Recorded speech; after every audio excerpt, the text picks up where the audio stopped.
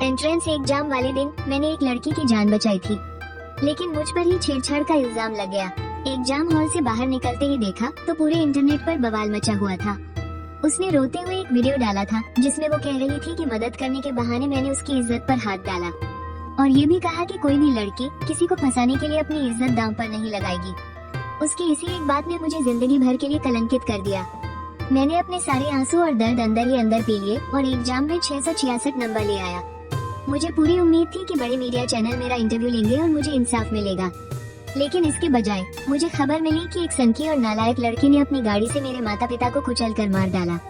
और फिर मेरा पुनर्जन्म हो गया। मेरा पुनर्जन्म ठीक उसी रास्ते पर हुआ जहाँ से मैं एग्जाम देने जा रहा था। पिछली जिंदगी में क्योंकि एग्जाम सेंटर बहुत दूर था, इसलिए मैं 2.5 घंटे पहले ही घर से निकल गया था। मैं बस स्टॉप पर खड़ा था, अपनी एग्जाम वाली स्पेशल बस का इंतजार कर रहा था। तभी अचानक पास ही खड़ी एक लड़की ने अपनी छाती पकड़ी और धड़ाम से सीधे जमीन पर गिर पड़ी। मेरी माँ एक नर्स है, उन्होंने मुझे सीपीआर देना सिखाया था। मैंने बिना एक पल सोचे तुरंत उसकी जान बचाने की कोशिश शुरू कर दी। जब तक एम्बुलेंस नहीं आ गई मैं वहीं रुका रहा और फिर भागकर एग्जाम हॉल पहुंचा। लेकिन जैसे ही मैं एग्जाम देकर बाहर निकला और अपना फोन चेक किया, मुझ पर तो जैसे आसमान ही टूट पड़ा। वो लड़की जिसकी मैंने सुबह जान बचाई थी, उसका नाम जेंग था। वो भी एग्जाम देने वाली थी। वीडियो में वो अस्पताल के बिस्तर पर बैठी फूट फूट कर रो रही थी और कह रही थी कि बेहोशी का फायदा उठाकर मैंने उसके साथ गंदी हरकतें की। वो बस स्टॉप बहुत पुराना था, वहाँ कोई सीसीटीवी कैमरा नहीं था और क्योंकि वहाँ कोई और गवाह भी मौजूद नहीं था, तो कोई भी मेरी बेगुनाही साबित नहीं कर सकता था। जेंग यू बार बार बस एक ही बात दोहरा रही थी कि कोई भी लड़की अपनी इज्जत का ऐसा मजाक कभी नहीं बनाएगी। बस इसी बात को लेकर पूरे इंटरनेट पर मेरे खिलाफ नफरत और गालियों की बाढ़ आ गई। इसका असर मेरे माता पिता पर भी पड़ा। मेरी माँ एक नर्स है और पापा एक छोटा सा हॉटपॉट रेस्टोरेंट चलाते थे। जेंग यू का वीडियो वायरल होने के बाद लोगों ने हमारी दुकान को तहस नहस कर दिया। हमें मजबूरी में अपनी दुकान बंद करनी पड़ी। अस्पताल में काम करते वक्त मेरी माँ के ऊपर भी किसी ने गंदा पानी फेंक दिया। मैं अच्छी तरह जानता था कि सिर्फ बहुत अच्छे नंबर लाकर ही मैं बड़े मीडिया चैनल्स को अपने हक में बोलने पर मजबूर कर सकता हूँ। इसलिए मैंने अपने सारे डर और गुस्से को दबा लिया और अपना एग्जाम पूरा किया। रिजल्ट आया, मेरे 666 नंबर आए थे। इतने नंबर कि मुझे देश की सबसे अच्छी यूनिवर्सिटी मिल सकती थी। लेकिन ठीक उसी दिन जेंग यू ने अस्पताल की छत से कूदकर अपनी जान दे दी। उसके माता पिता पोस्टर और बैनर लेकर हमारे घर के बाहर धरने पर बैठ गए। वो मेरे परिवार से 20 लाख रुपए का मुआवजा मांग रहे थे। मेरे माता पिता इस रोज रोज के तमाशे से पूरी तरह टूट चुके थे। उनकी रातों की नींद उड़ गई थी। एक दिन जब पापा अपनी गाड़ी से डिलीवरी देने जा रहे थे, कुछ व्यूज के भूखे मीडिया वालों ने उनका पीछा किया। घबराहट में उनकी टक्कर एक बड़े ट्रक से हो गई, जिसे एक नालायक लड़के के माँ बाप चला रहे थे। मेरे माता पिता दोनों की मौके पर ही मौत हो गई और मैं पूरी दुनिया की नजरों में एक गुनहगार बन चुका था। मेरे क्लास के बच्चों ने मुझ पर सड़े हुए अंडे और गली हुई सब्जियां फेंकी। मैं किसी तरह अपनी जान बचाकर भागता हुआ घर पहुंचा। जैसे ही मैं घर के दरवाजे पर पहुंचा, मेरा पैर सीढ़ियों पर गिरे हुए तेल पर फिसल गया और मेरा सिर जोर से सीमेंट के फर्श पर जा लगा। जब मैं दर्द से तड़प रहा था, मैंने सामने वाले पड़ोसी की बेटी मौली को देखा। उसके हाथ में तेल की बोतल थी। उसकी आंखों में मेरे लिए भयानक नफरत थी। मैंने कभी सपने में भी नहीं सोचा था कि मेरा पुनर्जन्म होगा और मैं वापस उसी एग्जाम वाले दिन में पहुंच जाऊंगा। इस वक्त मैं बस स्टॉप से सिर्फ 50 मीटर दूर था। बस यह मोड़ मुड़ते ही मैं वहाँ पहुँच जाऊंगा। कोने में पेड़ों की हल्की परछाई के बीच मुझे जेंग यू की धुंधली सी झलक दिखाई दे रही थी, लेकिन मैंने उस तरफ एक नजर मुड़कर भी नहीं देखा। मैं वहीं रुक गया। मैंने अपने पैरों के पंजों पर खड़े होकर दीवार के पार से लटक रहे एक गुलाब के फूल को तोड़ लिया। मैंने उसे अपने कॉलर के बटन वाले छेद में लगा लिया और फिर अपने बैग से ईयरफोन निकाल लिए। इन्हें शब्द खोला और जोर जोर से शब्दों को पढ़ने लगा। ये अजीब और बेमतलब से लगने वाले काम आगे चलकर मेरी जान बचाने वाले थे। सड़क के किनारे एक छोटा सा पत्थर पड़ा था। मैं रास्ते भर उसे ठोकर मारते हुए चल रहा था। गलती से मैंने उसे कुछ ज्यादा ही जोर से लात मार दी और वो बिजली के खंभे से टकराकर वापस आ गिरा। वो लुढ़कता हुआ सड़क के नीचे नाली में जा गिरा, उस चौराहे से बस आधा मीटर की दूरी पर। जेंग यू किसी शराबी की तरह लड़खड़ा कर गिर पड़ी और ठीक उसी वक्त मैंने पीछे मुड़कर देखा। पत्थर के पीछे पीछे मैंने नाली में छलांग लगा दी और पास ही उगी जंगली झाड़ियों से मेरा चश्मा रगड़ खा गया। मैंने अपना चश्मा ही उतार कर बैग में रख लिया। नाली में पानी नहीं था, बस सूखे पत्ते और पत्थर पड़े थे, तो मैंने भी अपना बैग नीचे रख दिया। अपनी आस्तीनें चढ़ाई और एक एक करके पत्थरों को बाहर निकालने लगा और फिर उन्हें बड़े से छोटे आकार में सड़क के किनारे कतार में सजाने लगा। उन पत्थरों पर सूरज की रोशनी पड़ रही थी और वो किसी हीरे मोती की तरह चमक रहे थे। मैंने फोन निकालकर उनकी फोटो खींची और उसे सोशल मीडिया पर डालना भी नहीं भूला। पिछले जन्म में इस वक्त तक मैं बस स्टॉप पहुंच चुका था और झेंग यू को CPR दे रहा था। मुझे यकीन है कि अब तक उसे दिल का दौरा पड़ चुका होगा, लेकिन मैं यहाँ मजे से पत्थरों के साथ खेल रहा हूँ। मैंने उनमें से दिल के आकार का एक पत्थर छांटा और उसे टिश्यू पेपर से बड़ी बारीकी से बार बार पोंछा। फिर उसे हवा में एकदम ऊपर उठाकर सूरज की तरफ देखते हुए जोर से पढ़ने लगा। हॉट HEART ये पढ़ते पढ़ते मैं गाना भी गाने लगा। 400 नंबर की कमजोर आंखों से चश्मा हटाने के बाद मेरी आंखों के सामने सब कुछ धुंधला हो गया था। पेड़ भी बस एक हरे रंग के धब्बे जैसे लग रहे थे। फूलों की महक से मुझे पता चला कि नुक्कड़ वाला पेड़ गंधराज का है। लोहे की ग्रिल के उस पार से पेड़ पर खिले ढेर सारे सफेद गंधराज के फूल दिखाई दे रहे थे, जिनकी खुशबू हवा में घुली थी। अंदर एक छोटा सा बागीचा था जहाँ एक बुजुर्ग फूलों को पानी दे रहे थे। छज्जे के नीचे लगा गोल CCTV कैमरा सीधा मेरी तरफ ही घुमा था। मैंने अपने ईयरफोन निकाले और उन बुजुर्ग को आवाज लगाई, अंकल जी, आपके गंधराज के फूल तो बहुत ही खुशबूदार हैं। अंकल जी ने खुशी खुशी कुछ फूल तोड़े और लोहे की ग्रिल के बीच से मेरे हाथ में थमाते हुए पूछा, बेटा तुम एंट्रेंस एग्जाम देने जा रहे हो क्या? मैंने कहा, जी हाँ, बस एग्जाम सेंटर ही जा रहा हूँ।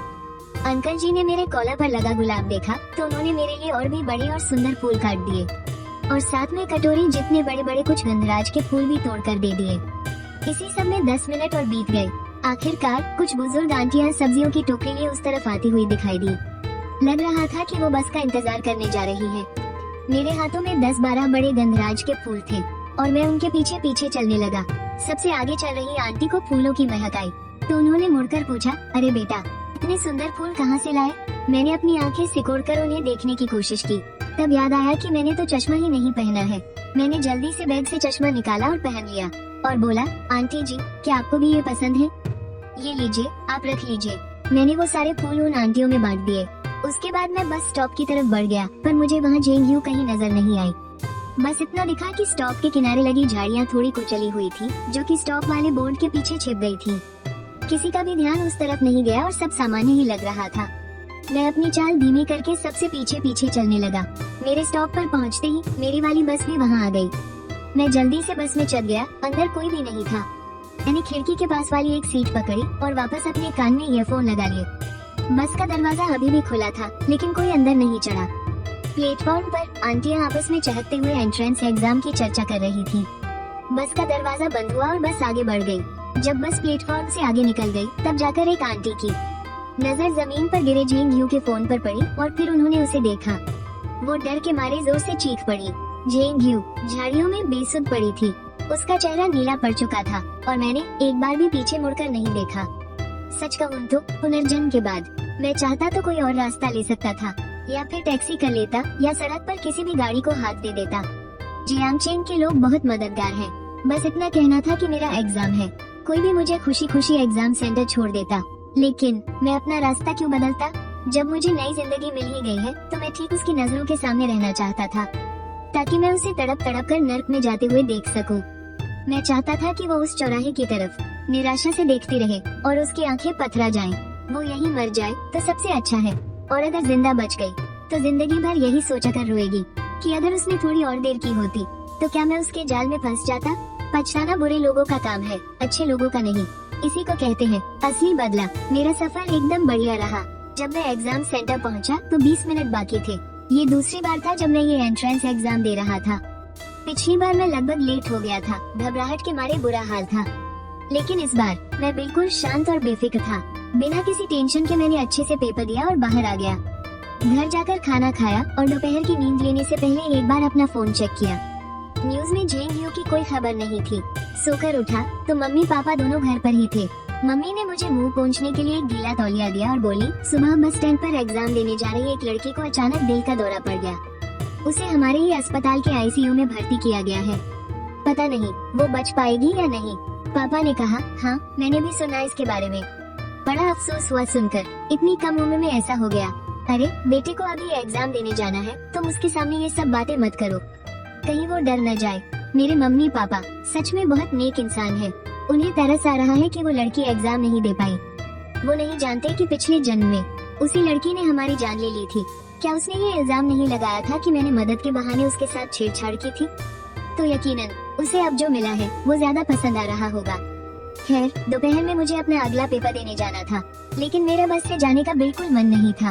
मैंने पापा से कहा कि वो मुझे अपनी इलेक्ट्रिक स्कूटी पर छोड़ाएं। एक बार उन्हें खोने के बाद अब मैं उनके साथ बिताए हर एक पल की बहुत कीमत समझता हूँ। पापा ने स्कूटी के पीछे रखी टोकरी हटाई और एक कपड़े से सीट को रगड़ रगड़ कर साफ किया और बड़े प्यार से शिकायत करते हुए बोले, तू तो अब अपने बाप से भी लंबा हो गया है, तेरे पैर रखने की भी जगह नहीं बची है।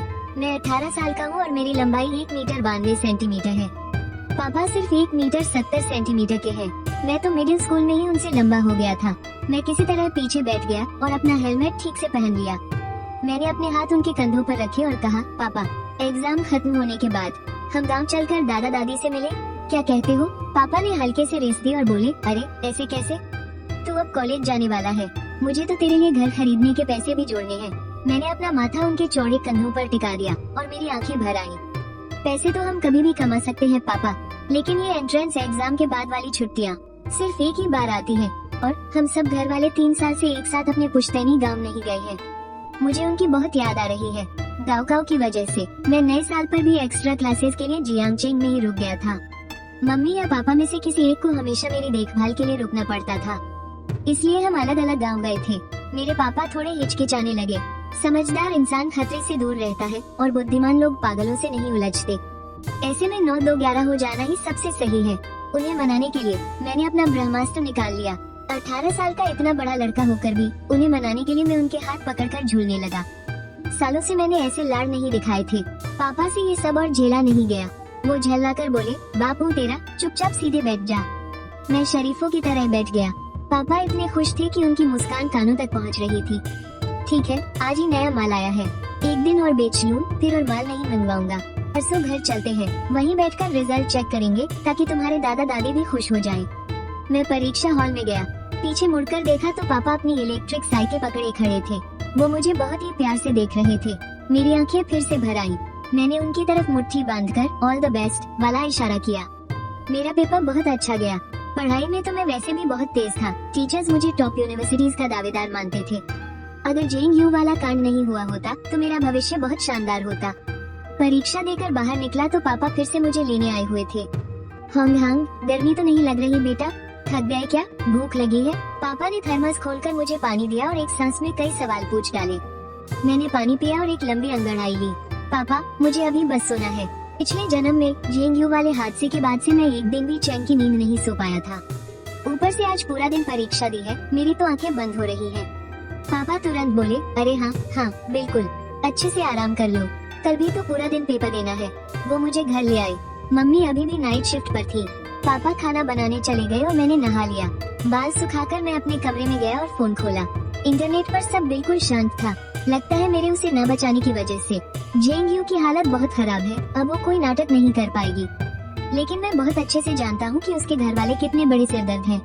असली मुसीबत तो अभी बाकी है।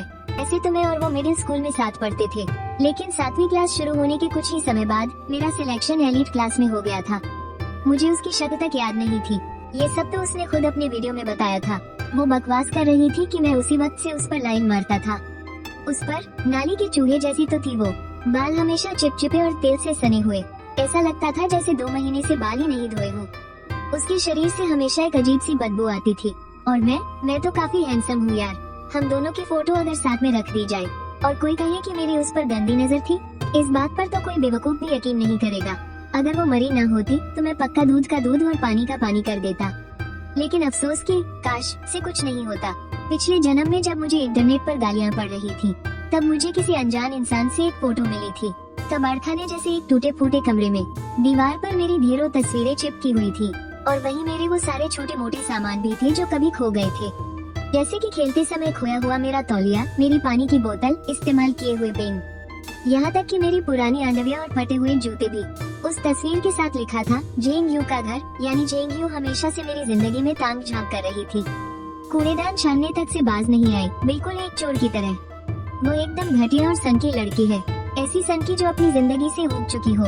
एंट्रेंस एग्जाम के समय उसका उस बस स्टॉप पर आना कोई इत्तेफाक नहीं था, बल्कि एक सोची समझी साजिश थी।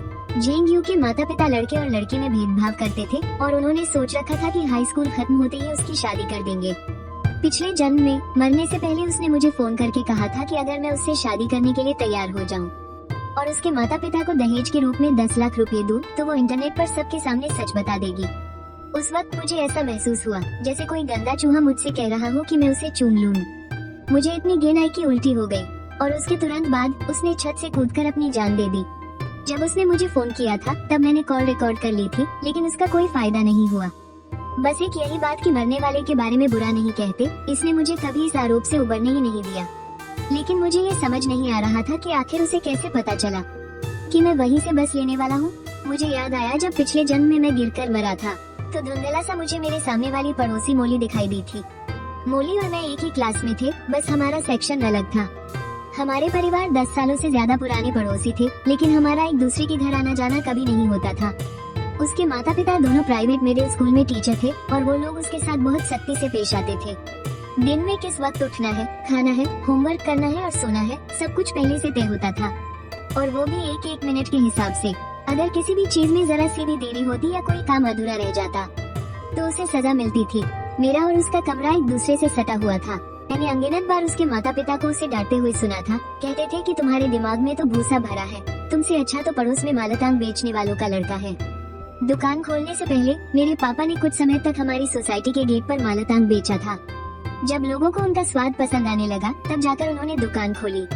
बाद में जब अच्छे पैसे कमाए तो उन्होंने वो जगह खरीद ली और उसे एक बड़े रोटेटिंग हॉटपॉट रेस्टोरेंट में बदल दिया। माना कि अपना छोटा मोटा बिजनेस करना टीचर होने जितना इज्जतदार नहीं माना जाता, लेकिन वो अपने हाथों की मेहनत से पैसे कमाते थे, तो फिर उन्हें हमें नीचा दिखाने का क्या हक था। मेरी पढ़ाई लिखाई तो शुरू से ही बहुत अच्छी थी।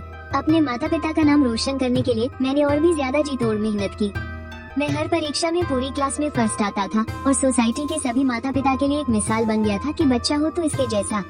पड़ोस वाले पति पत्नी अपनी बच्ची को मारते पीटते थे, जबकि मेरे माता पिता बहुत सुलझे हुए और प्यार करने वाले थे। वो मेरा बहुत ख्याल रखते थे।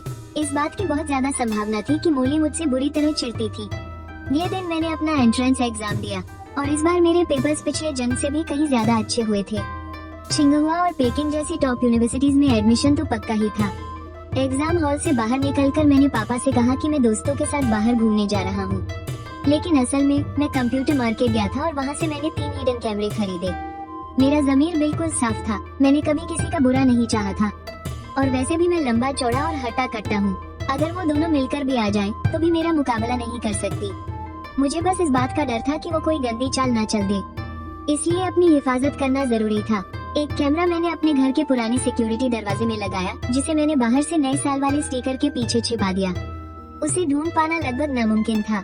दूसरा कैमरा मैंने घर के अंदर लगाया और तीसरा कैमरा मैंने अपने कमरे की खिड़की के छज्जे के ठीक ऊपर लगाया, जहाँ से उसका एंगल थोड़ा सा घुमा हुआ था।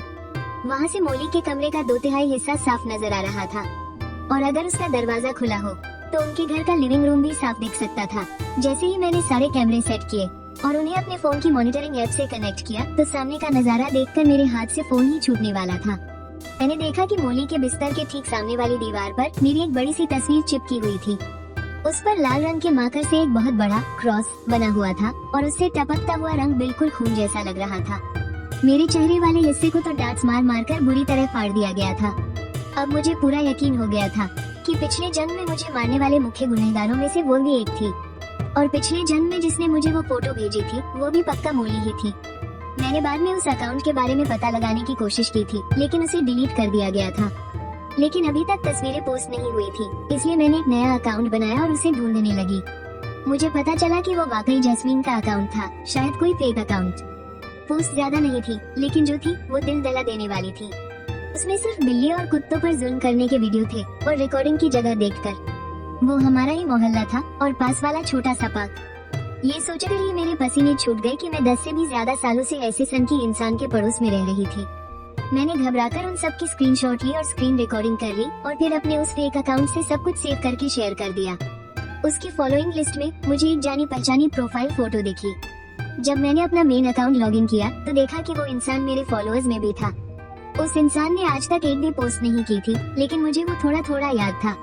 पहले जब भी मैं कुछ पोस्ट करती थी तो वो उसे कम से कम 10 बार जरूर देखता था। मुझे शक हुआ कि वो जेंग यूए है। फिर मैंने उस दिल के आकार वाले पत्थर को, जो मुझे पहले मिला था, अपनी बालकनी में खिले चमेली के फूल के साथ रखा, उसकी एक फोटो खींची और पोस्ट कर दी। साथ ही मैंने बचपन के प्यार वाली एक प्यारी सी कहानी भी शेयर कर दी। एंट्रेंस परीक्षा खत्म होने के दूसरे दिन मेरी माँ ने पहले ही 15 दिन की छुट्टियाँ ले ली थी और पापा ने भी अपनी दुकान बंद करके छुट्टी ले ली थी। हम तीनों अपने गांव वापस चले गए। आखिर में अपने रिश्तेदारों के प्यार भरे गले लगकर मुझे वो सुरक्षा का एहसास वापस मिल गया जिसकी मुझे बहुत जरूरत थी। परीक्षा का सारा तनाव दूर हो गया था। मैंने खुद को पूरी तरह आजाद महसूस किया। मैं अपने छोटे भाइयों और कुत्ते के साथ गांव के खेतों में पागलों की तरह खेलती रही, लेकिन फिर भी मेरा ध्यान जेंग यूए के मामले पर था। और जैसा मैंने सोचा था, उसके आईसीयू में भर्ती होने के छठे दिन वो आखिर होश में आ ही गई, बिल्कुल मेरी पिछली जिंदगी की तरह। उसने इंटरनेट पर उन सभी लोगों पर इल्जाम लगाना शुरू कर दिया जो उस वक्त बस स्टॉप पर मौजूद थे। वो 7 आंटियां, मैं और वो बस का ड्राइवर। उसने कहा कि हम सब उसे मरता हुआ छोड़कर चले गए, लेकिन सच कहूँ तो उसकी हालत वाकई तरस खाने लायक थी, क्योंकि उसे मदद मिलने में बहुत देर हो चुकी थी। उसके दिल का दौरा पड़ने से लेकर किसी की नजर में आने तक बीच में पूरे 20 मिनट का फासला था, और जिस आंटी ने उसे देखा उन्हें फर्स्ट एड देना नहीं आता था। फिर एम्बुलेंस का इंतजार करने में 20 मिनट और लग गए, कुल मिलाकर 40 मिनट। इस देरी की वजह से उसके शरीर को ऐसा नुकसान पहुंचा जिसे कभी ठीक नहीं किया जा सकता था। पहला तो ये कि उसकी दिल की धड़कन बुरी तरह बिगड़ गई। उसके दिल को ठीक से खून नहीं मिल पा रहा था और अब वो जरा सा भी सदमा बर्दाश्त नहीं कर सकती थी, वरना उसे किसी भी वक्त जानलेवा हार्ट अटैक आ सकता है और उसकी दिल की धड़कन रुक सकती है। दूसरा नुकसान उसके दिमाग को हुआ था। जब वो बेहोश थी तो उसका दिल लगभग 4 से 6 मिनट तक धड़कना बंद हो गया था, जिसकी वजह से उसके दिमाग की कोशिकाओं को गहरा नुकसान पहुंचा। और तीसरा, उसे काफी देर तक ऑक्सीजन नहीं मिल पाई, जिससे उसकी किडनियां बुरी तरह फेल हो गई और अब उसे जिंदगी भर डायलिसिस के सहारे जीना पड़ेगा। वो अभी सिर्फ 18 साल की तो है, और वो भी तब जब वो एंट्रेंस परीक्षा देने जा रही थी। उसकी जिंदगी का सबसे अहम पल, और उसी वक्त उसकी जिंदगी इस कदर तबाह हो गई, लेकिन सिर्फ इसलिए कि उसके साथ बहुत बुरा हुआ। क्या हम जैसे अनजान राहगीरों को उसकी इस तबाही की कीमत चुकानी पड़ेगी? मेरी पिछली जिंदगी की तरह ही हम सभी लोगों को जो उस वक्त बस स्टॉप पर थे, इंटरनेट के लोगों ने बुरी तरह निशाना बनाया। जबकि मैं वहाँ सबसे पीछे चल रही थी, फिर भी सबसे पहले मुझे ही निशाना बनाया गया, सिर्फ इसलिए क्योंकि मैं भी एक स्टूडेंट हूँ। पता नहीं वो कौन था जिसने मेरी सुबह 6:30 बजे घर से निकलते हुए फोटो इंटरनेट पर डाल दी और लिखा कि जब मुझे बस स्टॉप तक पहुँचने में सिर्फ 5 मिनट लगते हैं, तो फिर मैं 7:15 बजे वहाँ क्यों पहुँची? अगर एक पल के लिए उनकी बात मान भी लूं कि मैं इतना धीरे धीरे चल रही थी, तो क्या इसमें भी मेरी गलती है? वाह, क्या खूब तर्क है, एक पल के लिए मान लिया जाए। अगर ऐसे ही पीछे जाते रहे तो मैं सीधा परीक्षा हॉल ही पहुँच जाती। मैं तो पूरे रास्ते बस तस्वीरें खींचती हुई जा रही थी। शिता ने अपना पोस्ट 6:50 पर डाला था। मेरे पापा ने उस अंकल को पहचान लिया जिन्होंने मुझे गार्डेनिया के फूल दिए थे। वो दुकान के पुराने ग्राहक है। हमने उनसे संपर्क किया और उनके आंगन की सीसीटीवी फुटेज मांग ली। उस पर समय बिल्कुल साफ दिख रहा था। मेरी और अंकल की बातचीत भी एकदम साफ सुनाई दे रही थी। 7 बजे तो मैं उनके साथ फूल तोड़ रही थी। भले ही वो जगह बस स्टैंड के बहुत करीब थी, लेकिन बीच में एक मोड़ था। वहाँ से बस स्टैंड बिल्कुल नहीं दिखता, और मैंने अपना चश्मा भी नहीं पहना था। अंकल ने पीछे के कुछ घरों से भी फुटेज निकालने में मेरी मदद की, जिससे साबित हो गया कि मैं उसी पगडंडी पर थी। और जब तक वो आंटियों का ग्रुप वहाँ नहीं आया, तब तक मैं बस पकड़ने नहीं गई। बस के कैमरे ने भी ये साबित कर दिया कि मैंने बस स्टैंड से पहले ही बस पकड़ ली थी। मैं तो स्टैंड के चबूतरे पर गई ही नहीं, और न ही मेरी जेंग यू से कोई मुलाकात हुई। अगर इसका इल्जाम भी मुझ पर थोपा जा रहा है, तो फिर उस सुबह की ठंडी हवा और महकती खुशबू की भी गलती होनी चाहिए। मेरे पास पक्के सबूत थे। भले ही कोई जानबूझकर मुझे फंसाने की कोशिश कर रहा था, पर कोई फायदा नहीं हुआ। उल्टे लोगों को मुझसे हमदर्दी हो गई। आखिर मैं भी तो बस एक हाई स्कूल की छात्रा हूँ ना। मैं अपने काम से काम रखती हूँ। मैंने किसी का क्या बिगाड़ा था? फिर भी मुझे छिपने के लिए गाँव आना पड़ा। हमारा तो धंधा भी चौपट हो गया। और वो आंटियाँ, भाई उनका तो जवाब ही नहीं। जैसे ही उन्होंने उसे देखा, तुरंत एम्बुलेंस बुला ली और एक ने तो वीडियो भी बना लिया। ये साबित करने के लिए काफी था कि उसे मिलने से लेकर एम्बुलेंस में ले जाने तक किसी ने भी जेंग यू को छुआ तक नहीं था। इससे उन पर झूठा इल्जाम लगने की कोई गुंजाइश ही नहीं बची। जब जेंग परिवार ने फालतू का तमाशा किया, तो आंटियों ने भी पलटवार करते हुए उन पर ब्लैकमेल और मानहानि का मुकदमा ठोक दिया। सच कहते हैं, आंटियों से पंगा नहीं लेना चाहिए, खास तौर पर वो घुंघराले बालों वाली आंटी। वो तो गजब की तेज निकली। जेंग परिवार ने गलत लोगों से पंगा ले लिया था, मेरी तरह नहीं जो मैं हद से ज्यादा बोली थी। मैं इस जिंदगी में एक स्वार्थी इंसान बनना पसंद करूंगी, लेकिन सड़क पर गिरे किसी इंसान की मदद कभी नहीं करूंगी, क्योंकि इसका अंजाम भुगतने की मेरी औकात नहीं है। मैं इतना बड़ा रिस्क नहीं ले सकती। इंटरनेट पर चाहे जो भी बखेड़ा खड़ा हो रहा हो, हम तीनों घर वालों ने कोई जवाब नहीं दिया। जब मेरे पास बचाव करने के लिए इतने सारे लोग थे, तो मेरी क्या जरूरत थी? और जिस दिन जेंग यू को होश आया, मैंने देखा कि मेरे सोशल मीडिया प्रोफाइल पर उसकी आईडी से 100 से भी ज्यादा बार विजिट किया गया था। तो मैंने भी हर दिन चमेली के फूल की एक फोटो पोस्ट करनी शुरू कर दी, वो भी बिना किसी कैप्शन के। बस लव यू और मिस यू वाले गुलाबी स्टिकर लगा देती थी। वो एकदम पागलों की तरह हर 10 मिनट में मेरी प्रोफाइल चेक कर रही थी। रात के 3 बजे भी वो यही कर रही थी। मुझे तो लगा था कि रात भर जागने से वो मर ही जाएगी, पर अफसोस, बुरी बला की उम्र लंबी होती है। वो मरी तो नहीं, बल्कि इंटरनेट पर लाइव आकर लोगों की हमदर्दी बटोरने लगी। रो रो कर कह रही थी कि उसका परिवार बहुत गरीब है और आईसीयू का बिल भी अभी तक नहीं चुकाया है। वो एक स्टूडेंट है, इसलिए उसके नाम पर व्यूज और अटेंशन भी खूब मिल रहा था। उसने ब्यूटी फिल्टर को भी फुल पर रखा था, जिससे वो और भी ज्यादा बेचारी लग रही थी। सच में बहुत से लोगों ने उसे पैसे डोनेट किए। खैर, आखिरकार मेरे एग्जाम का रिजल्ट आ गया। मेरा पूरा परिवार कंप्यूटर के सामने बैठा था। पिछले जन्म में इतने भारी दबाव के बावजूद मैंने 658 नंबर हासिल किए थे। इस बार मुझे नहीं पता कि मेरे कितने नंबर आए हैं, पर जब हम रिजल्ट चेक कर रहे थे तो कुछ नहीं दिखा। मेरे दादाजी आंखें फाड़कर देखने लगे। उन्हें लगा कि शायद गांव का इंटरनेट खराब है। मेरे पापा ने भी पेज को कई बार रिफ्रेश किया, लेकिन फिर भी कुछ नहीं दिखा। मारे टेंशन के उनके पसीने छूटने लगे। मैंने अपने दादाजी को पकड़ लिया। मुझे डर था कि कहीं वो घबराहट में गिर न पड़े, और धीरे से कहा, दादाजी, जो टॉप 50 बच्चे होते हैं ना, उनके नंबर स्क्रीन पर नहीं दिखाए जाते। मेरी ये बात सुनते ही मम्मी पापा भी सब समझ गए। एक दूसरे को देखकर चिल्लाने लगे। चिल्लाते चिल्लाते खुशी से उछलने लगे। आस पड़ोस के चाचा ताऊ और सारे रिश्तेदार भी वहाँ इकट्ठा हो गए। उन सबको इतना खुश देखकर और मुझे 12वीं का छात्र जानकर सबने अंदाजा लगा ही लिया। क्या होंगहांग का दाखिला छिंगपेई यूनिवर्सिटी में हो गया? पूरे गांव का तो एक ही सरनेम है ना। मेरा छिंगपेई में जाना खानदान का नाम रोशन करने जैसी बात थी। दादाजी के हाथ तो मारे खुशी के कांपने लगे। मैंने उनकी पीठ सहलाई और घबराते हुए पापा को आवाज दी, पापा। दादाजी को देखिए। दादाजी ने हाथ हिलाकर मना किया और पलटकर मुझे गले लगा लिया। उनकी आंखों से खुशी के आंसू बह निकले। मेरे प्यारे पोते, ये तो बस खुशी के आंसू थे। फिर पापा को डांटते हुए बोले, ऐसे बुत बनकर क्या खड़े हो? जल्दी जाओ और शहर से बढ़िया सब्जी गोश्त का इंतजाम करो और सारे रिश्तेदारों को बुलावा भेज दो, हम बड़ी दावत देंगे। फिर वो उठे और पंचांग पलटने लगे ताकि दावत के लिए कोई शुभ दिन निकाल सके। मेरे ताऊजी ठेकेदार हैं। जैसे ही उन्होंने सुना कि मेरे नंबर इतने ज्यादा हैं कि सिस्टम में दिख ही नहीं रहे, तो वो तुरंत बोले, अरे बाहर से क्या मंगवाना, मेरे घर पर पिछले साल का एक बड़ा सा सुअर रखा है, किसी को तोहफे में देने के लिए रखा था, उसे ही कटवा लो। शराब का इंतजाम भी मैं कर दूंगा, सब मुझ पर छोड़ दो। ताऊजी, मेरे पास माताई शराब भी रखी है। पूरा का पूरा गांव तैयारियों में जुट गया। सब एक दूसरे को खुशखबरी सुनाने लगे और ठीक उसी वक्त पापा का फोन बज उठा। मैंने नंबर देखते ही पहचान लिया कि वो छिंगपेई यूनिवर्सिटी का है। मैंने झट से उन्हें बताया कि यूनिवर्सिटी से फोन है। पापा के हाथ इतने कांप रहे थे कि कई बार बटन दबाने पर भी उनसे फोन नहीं उठा। दादाजी झल्ला गए और उनके हाथ से फोन छीनते हुए बड़बड़ाने लगे। फोन उठाते ही उनकी आवाज अपने आप ही खुशी से ऊंची हो गई। हेलो, मैं तुम्हारा दादा बोल रहा हूँ। अरे नहीं नहीं, मेरा मतलब है मैं शिंगहांग का दादा बोल रहा हूँ। जी जी, बहुत बढ़िया, बहुत बहुत शुक्रिया। जी बिल्कुल। पापा भी अपना कान फोन से लगाकर सुनने लगे। दोनों ने फोन को ऐसे दबा लिया था कि आवाज ही नहीं आ रही थी। मैंने कई बार स्पीकर ऑन करने के लिए हाथ बढ़ाया, लेकिन उन्होंने मुझे दूर धकेल दिया। मेरी माँ और दादी एक दूसरे को गले लगाकर रोने और हंसने लगी। फोन कटने के बाद दादाजी और पापा दोनों की आंखों से आंसू बह रहे थे। दोनों ने मुझे कसकर गले लगा लिया। होंगहांग बेटा, तेरा दाखिला छिंगपेई यूनिवर्सिटी में हो गया है। मुझे तब जाकर पता चला कि मेरे 708 नंबर आए हैं और मैंने पूरे राज्य में टॉप किया है। न्यूज चैनलों से भी फोन आने लगे और हमारे इलाके का लोकल टीवी चैनल तो सीधा हमारे गांव ही पहुंच गया। मैंने उन्हें इंटरव्यू दिया और न जाने कितने ही बच्चों के माँ बाप मेरी तारीफों के पुल बांधने लगे। मैं इंटरनेट पर रातों रात मशहूर हो गया और इससे पहले जेएनयू ने मुझ पर जो झूठी इल्जाम लगाए थे, वो बात भी दोबारा से गर्मा गई और सोशल मीडिया पर ट्रेंड करने लगी। लोगों ने मेरे साथ बहुत हमदर्दी दिखाई और वहीं दूसरी तरफ जेएनयू को लोगों ने गालियां देकर धज्जियां उड़ा दी। उसकी असली तस्वीरें और घटिया नंबर भी सबके सामने आ गए।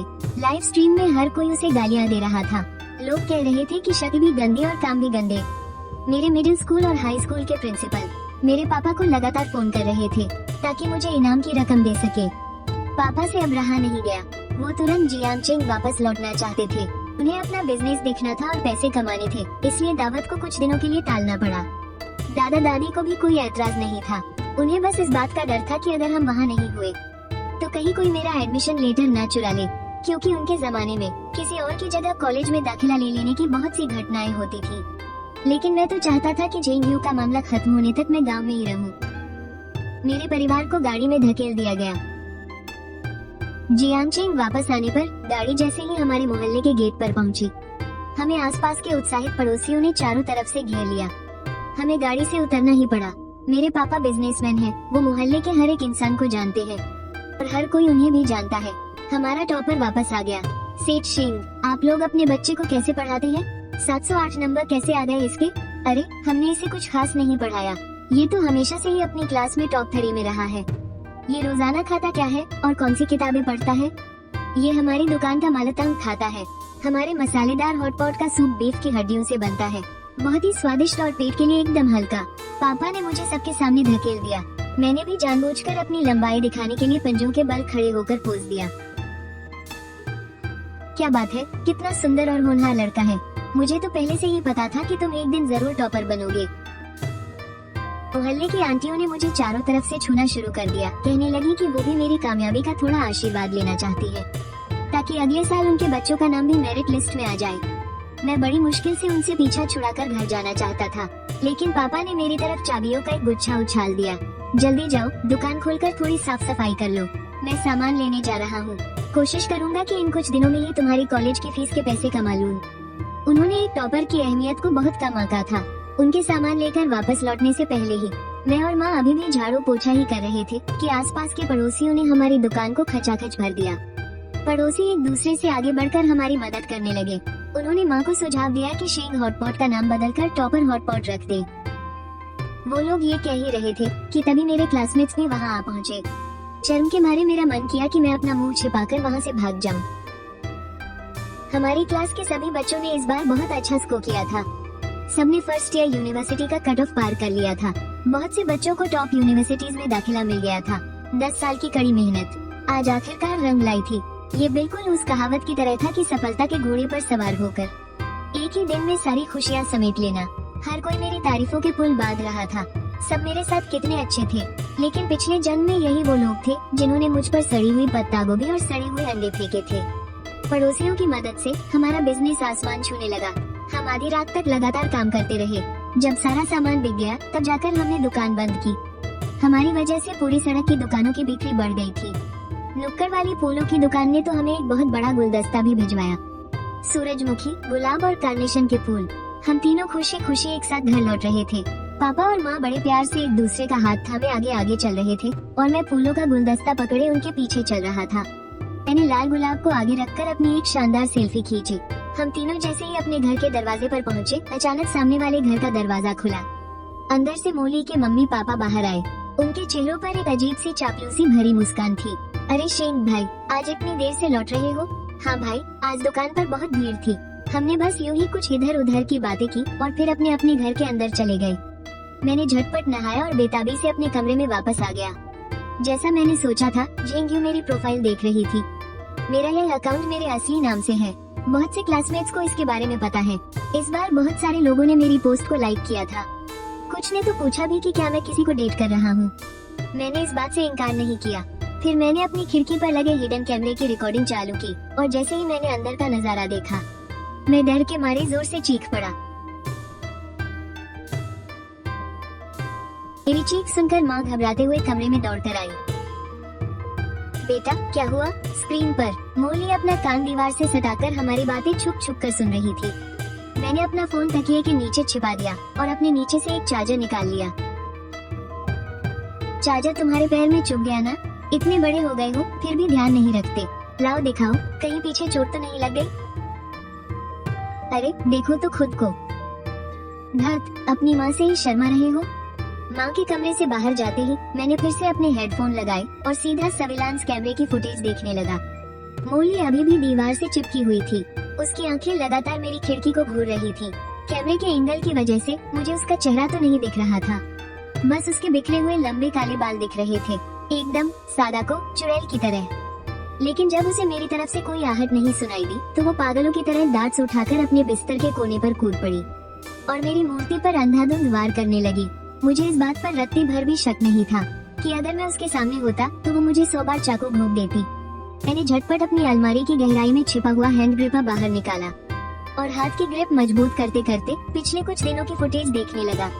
मैंने देखा कि जिस दिन कॉलेज का एंट्रेंस एग्जाम खत्म हुआ था, मोली के माता पिता ने एग्जाम पेपर का एक सेट जुगाड़ लिया था और उससे वही सारे सवाल फिर से हल करवाए।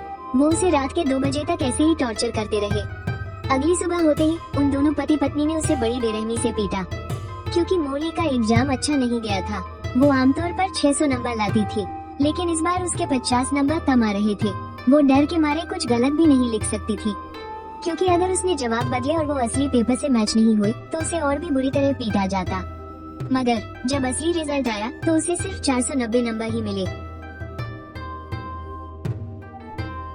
उसे इतनी बुरी तरह मारा गया कि वो बहुत देर तक जमीन पर तड़पती रही, और तो और उसे खाना तक नहीं दिया गया। उसके कमरे में रखा सारा स्नैक्स भी छीन लिया गया।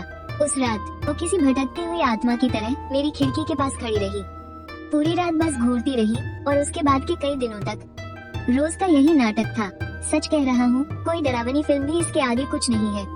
एक लड़की दीवार और खिड़की के उस पार से अपनी काली खौफनाक आंखों से मुझे पूरी रात घूरती रहती थी। है ना भयानक? लेकिन पिछले जन्म में मेरे पूरे परिवार की जो बेरहमी से हत्या हुई थी, उसके सामने ये सब कुछ भी नहीं है। मैंने अपनी घबराहट को दबाया, खिड़की का पर्दा आधा खोला और खुद भी दीवार से सटकर खड़ा हो गया। फिर मैंने खिड़की के बाहर से एक सेल्फी ली। फ्रेम में सिर्फ मेरा साइड प्रोफाइल ही नहीं था, बल्कि बैकग्राउंड में मोली भी आ गई थी। ब्यूटी फिल्टर का कमाल देखो।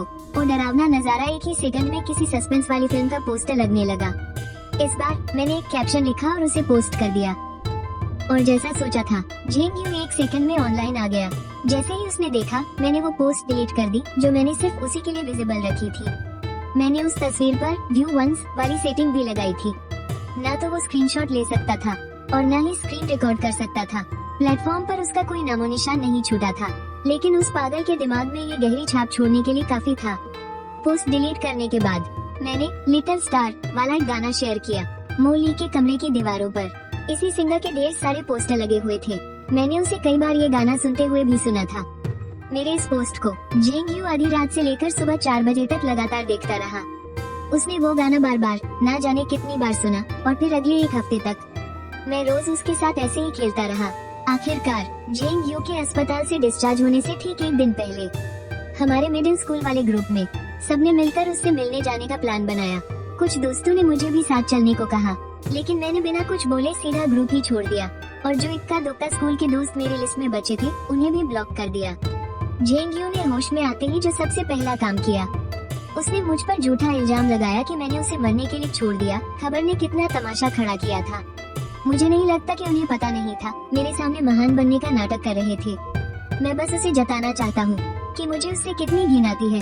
वो और मोली जितने मजे में है ना। हर रात हम दीवार के आर पार एक दूसरे को घूरते हैं, एक ही गाना सुनते हैं और एक ही आसमान को देखते हैं। जनवरी में अस्पताल से छुट्टी मिलने के दिन हम तीनों अपना बोरिया बिस्तर बांधकर अपने गांव लौट आए।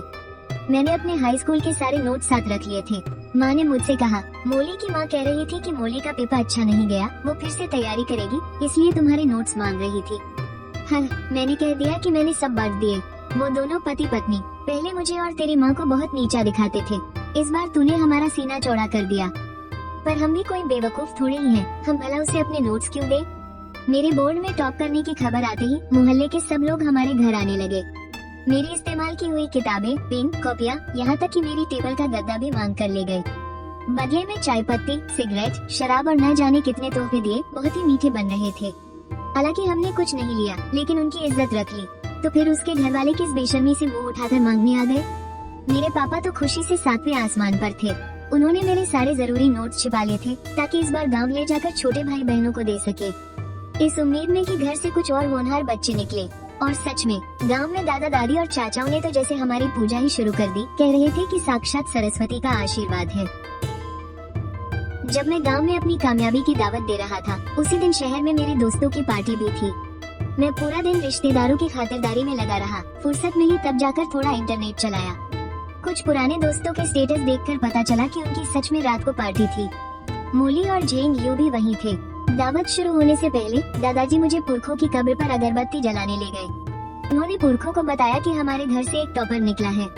उठते हुए धुएं के बीच मैंने माथा टेककर मन्नत मांगी कि काश झेंग यू का पागलपन आज रात ही बाहर आ जाए और वो मोली को भी अपने साथ ले डूबे। लेकिन मुझे जरा भी अंदाजा नहीं था कि मेरे पुरखे मेरी बात इतनी जल्दी सुन लेंगे। आधी रात को मेरी आंख लगने ही वाली थी कि एक फोन कॉल ने मुझे चौंका दिया। वो मेरे ही क्लास के एक लड़के का फोन था।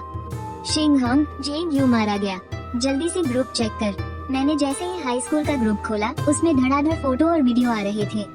जल्दी ही मुझे पूरी बात समझ में आ गई। मेरे घर से कुछ ही दूरी पर वाली सड़क पर पार्टी खत्म होने के बाद कुछ बच्चे बातें कर रहे थे तो कुछ अपनी गाड़ी का इंतजार कर रहे थे। ओली और जेंग यू साथ चल रहे थे। न जाने उनके बीच क्या बात हुई कि अचानक वो झगड़ने लगे। बाकी लोगों ने बस कुछ ही बातें सुनी थी। असल में एग्जाम वाले दिन बस का इंतजार करते वक्त जेंग यू फोन पर मोली से बात कर रहा था। तभी वो किसी बात पर भड़क गया था और उसका पागलपन हावी हो गया। अब दोनों एक दूसरे से ऐसे लड़ रहे थे जैसे जन्मों की दुश्मनी हो। ठीक उसी वक्त रेत और पत्थरों से भरा एक भारी ट्रक तेजी से वहाँ से गुजरा। जेंग यू ने अचानक से पूरा जोर लगाया और मोली को सड़क की तरफ धक्का दे दिया। मोली भी कोई कमजोर नहीं थी, उसने उसे कसकर पकड़ लिया। दोनों एक साथ ट्रक के पहियों के नीचे आ गए। जेंग यू की तो मौके पर ही मौत हो गई। मोली के दोनों पैर कुचले गए और उसका पूरा शरीर बुरी तरह छिल गया। ये नजारा बिल्कुल वैसा ही था जैसा पिछले जन्म में मेरे माता पिता के साथ हुआ था। वहाँ मौजूद बच्चे डर के मारे चीखने लगे, कुछ की तो उल्टियाँ निकल गयी। रास्ते से गुजर रहे किसी आदमी ने पुलिस को फोन किया। जब पुलिस वाले आए तब जाकर सबके घर वाले उन्हें वहाँ से लेकर गए। मैं अपनी रजाई के अंदर जोर जोर से हंसने लगा। मेरी आंखों से हंसते हंसते आंसू निकल आए। मोली 2 दिन तक अस्पताल में जिंदगी और मौत से जूझती रही, तब जाकर उसे होश आया। सुना है कि उसकी कमर के नीचे का हिस्सा काटना पड़ा।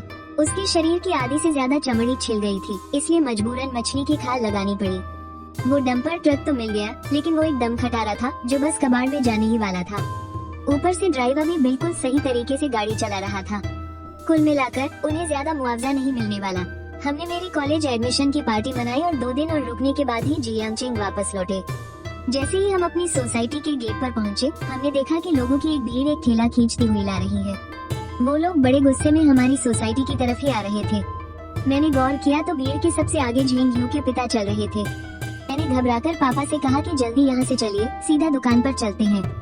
हमने गाड़ी खड़ी की और सारा सामान दुकान के अंदर रख दिया। फिर हम तमाशा देखने वापस सोसाइटी में आए, तब जाकर हमें पूरी बात समझ आई। उस ठेले पर जेंग परिवार अपनी बेटी जेंग यू की लाश लेकर आया था। इतनी भयंकर गर्मी में उन्होंने लाश के साथ बस थोड़ी सी बर्फ रखी हुई थी और उसमें से तो बदबू तक आने लगी थी। सब लोग घिन खाकर दूर हट रहे थे और बस दूर से ही तमाशा देख रहे थे। लोग तरह तरह की बातें कर रहे थे, कह रहे थे कि जेंग परिवार वाले बिल्कुल ही पागल हो गए हैं। सबको पता है कि जेंग यू ने ही मोली को धक्का दिया था, लेकिन क्या जेंग परिवार किसी की सुनने वाला है? मरने वाले का सम्मान करो, बस ये एक बात कहकर उन्होंने लोगों की सहानुभूति बटोर ली। पिछले जन्म में भी तो मैंने ही जेंग यू की जान बचाई थी ना, तब भी तो इन लोगों ने मेरे साथ ऐसा ही नीच बर्ताव किया था।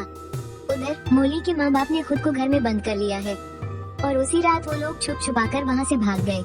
लेकिन जेंग परिवार का तमाशा अभी खत्म नहीं हुआ था।